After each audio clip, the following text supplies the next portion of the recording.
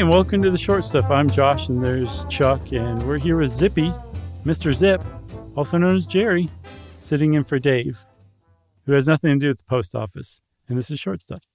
That's right. I'm sure we probably talked about zip codes to some degree in the post office. In our episode on zip codes. It was USPS. We didn't do one on zip codes. No, I know. Okay, good. But we're going to talk a little bit about zip codes, that thing on the envelope that's, well, it depends on how long it is. It depends. Well, we'll get to what those numbers mean because some of them are a little longer than others. If you want to talk about the origin of just postal codes, it seems to be from London because in 1857, they started up with 10 different sections of London, like North, South, WC, Western, Central. And the whole point of all this is to, it's called a zone improvement plan for a reason. It's to improve the way mail was delivered and just to make it easier to sort and get out. Yeah, and it's whether it's 1857 or 2024, zip codes and anything to do with zip codes is something that's a consequence of more and more people showing up into a more and more densely packed area. It gets harder to deliver the mail the more people there are. So if you can specify with greater detail, you can make sure that that letter gets to the right person even faster.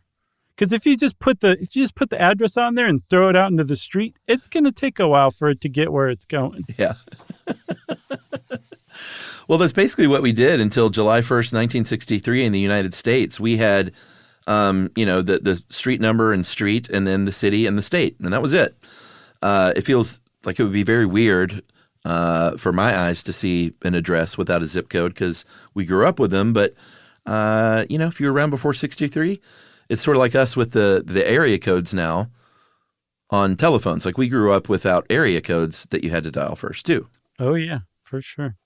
But there are 41,642 zip codes in the United States. That number is not necessarily always growing because when I looked at the source material, there are actually more than there are now. So I guess they get combined or they shrink and things change. Sure. But right now there's, like I said, 41,642. And the whole thing started back when a fresh-faced, up-and-coming young postal inspector from Philadelphia named Robert Moon decided that it was time to improve the organization at their mail center.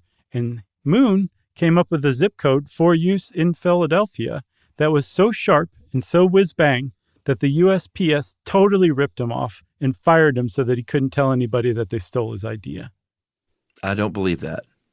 No, you shouldn't. But he did come up with the concept of zip codes, and the USPS did take his idea and run with it, but I don't think that they fired him and tried to shut him up. I think they were like, yeah, great idea, kid. Yeah, exactly. His only had 3 digits at first, so he could identify sort of the region where it was going, and then the city basically. We'll get probably in the second half get to the what they mean now, but I did mention it was an acronym for Zone Improvement Plan. They did get ZIP. The USPS that is got it trademarked. Yeah, but they let it expire, I guess, when they realized that like, what's anyone going to do with the word zip? Exactly. That really matters, Right. Yeah, I don't get it at all. But yeah, so, I mean, if you wanted to use zip code yourself, then the post office is not going to sue you for that because they can't anymore. Be some hot merch. So before July 1st, 1963, when zip codes debuted, and I'm sure for a while after until people started using them, because it wasn't like an immediate left-hand driving day happened. Sure. In, was it Sweden or Denmark? Oh, that's right. Yeah. Like that happened on a specific minute, and that's the way it was from that moment on. Zip codes were introduced, and it took a little while to catch on. But one of the reasons why zip codes were introduced was, again, because more and more people were moving into cities. And at the time, if you mailed a piece of mail, it usually went through about 17 stops from where you dropped it off to where it ended up. And zip codes help improve that because it narrows the location that it's going to head toward on its journey. And at each stop, the information located in the zip code tells the people at that stop, oh, it needs to go this way. And then it needs to go that way, and it needs to go here. And then now it needs to go to this specific address. Yeah, the zip code should be first on the line if you put it that way, you know? Yeah, for sure. Somebody really dropped the ball. I'm looking at Robert Moon. I guess they know where to look, though.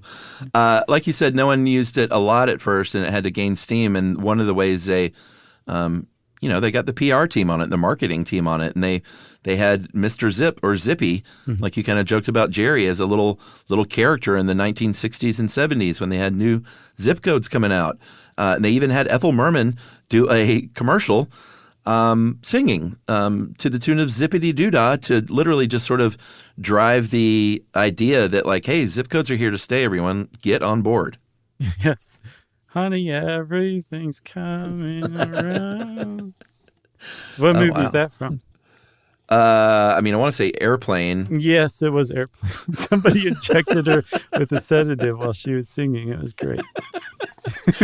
All right, let's take a break and we'll come back and talk about how you decipher these things and what all those dumb numbers mean right after this. Well, now, when you're on the road, driving in your truck, why not learn a thing or two from Josh and Chuck? It's stuff you should know. Stuff you should know. All right.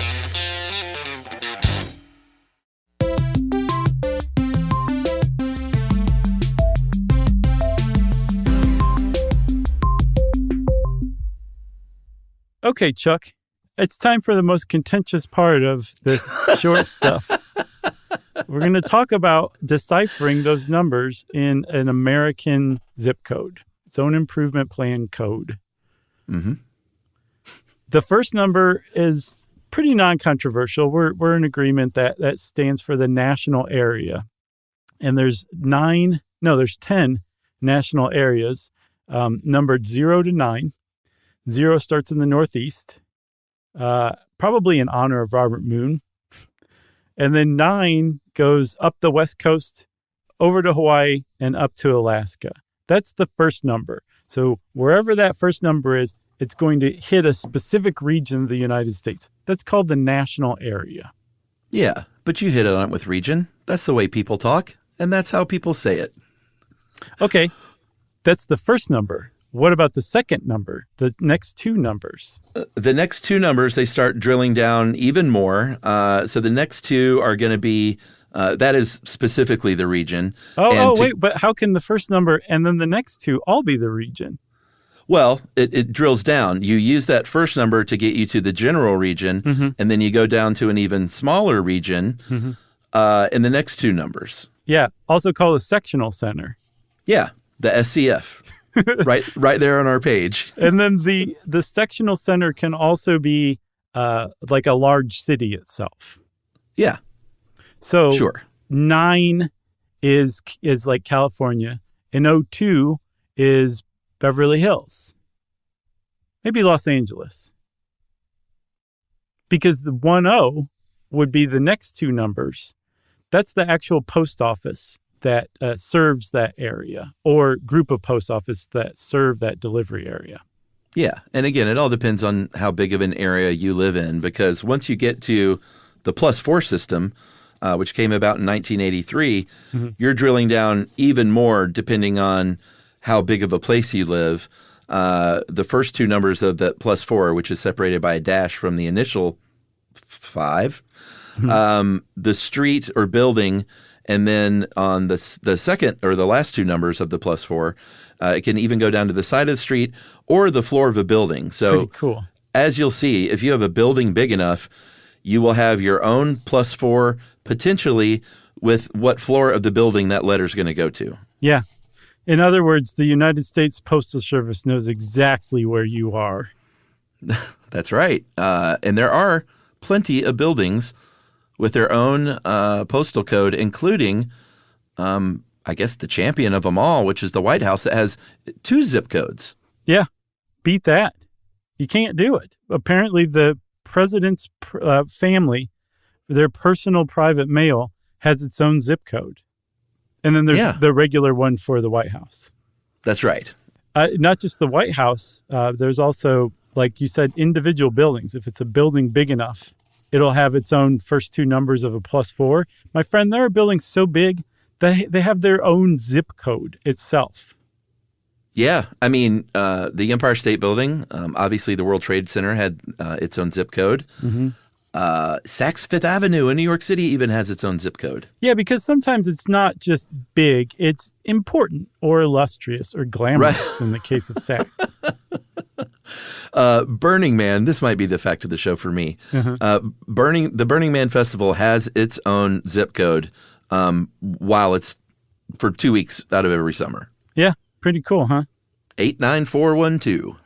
Sometimes they're very temporary, too. You know how you said sometimes they grow, sometimes they retract the total number of zip codes? Yeah. An example of that was in 2005 when Hurricane Katrina hit New Orleans. Oh, yeah. And a lot of people ended up in Houston, and there were there was such an influx of climate refugees from New Orleans in Houston that they had to house them in the Astrodome for a while. And to make sure that those people could get mail and send mail, they were given their own zip code for the Houston Astrodome for a little while. 77230. Yeah, there's a bit of trivia for you. I grew up with 30088. Oh, mine was, let's see. Oh, man. I wish you hadn't just said that, because now I don't remember mine. Really? I figured that'd be sort of drilled in like your home phone. No, I've got the rest of the address and my home phone. It's just the zip code I can't remember. Well, you could probably get it there. It just doesn't matter. There is also another way that they get pared down, too, is if your town catches on fire for half a century. Oh, sure. Like in Centralia, Pennsylvania, where the famous coal fire has been burning for decades now. Oh, yeah. The Postal Service said, we're throwing in the towel on you guys in 1992 and revoked their zip code. Supposedly, the wealthiest zip codes are 07620, Alpine, New Jersey, which I got to look that up. It just must be like a Tony bedroom community for New York or something. It does not make any sense. And 33109, Fisher Island, Florida. That sounds very exclusive. It is not 90210 in Beverly Hills. No. I'm sure there's a lot of money there, but it's not the wealthiest. No. Sorry, everybody. Sorry to burst your bubble, 90210 fans. I got to figure out what's going on in Alpine, New Jersey. Yeah, for real. It's surprising. There's another thing, too. Remember you talked about the PR department getting going on getting people to use zip codes in the 60s? Yeah. One of the people they tapped was Santa Claus himself. They gave Santa his own zip code, 99701, and said, little kids, if you want to send letters to Santa, that's Santa's new zip code, so put it on there. It's pretty great. I remember specifically in one of our early Christmas holiday specials, we talked about how Canada gave Santa his zip code for that country, too. And I think it's 80H0H0H0, so it spells ho, ho, ho. Oh, okay.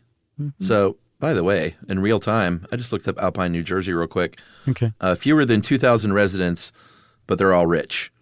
Yeah, that's kind of skewing the demo, you know what I mean? Oh, for sure. Chris Rock, Tracy Morgan, Stevie Wonder, Ja Rule, Lil' Kim.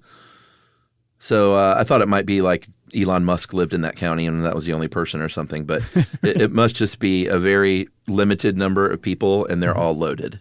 Tony, like you said. So like a per capita thing. That's such a great use of that word. I like Tony. If you like Tony... Oh, wait, I was going to end this like a regular episode, but it's not a regular episode, Chuck, which means that it just stops. Stuff You Should Know is a production of iHeartRadio. For more podcasts from iHeartRadio, visit the iHeartRadio app, Apple Podcasts, or wherever you listen to your favorite shows.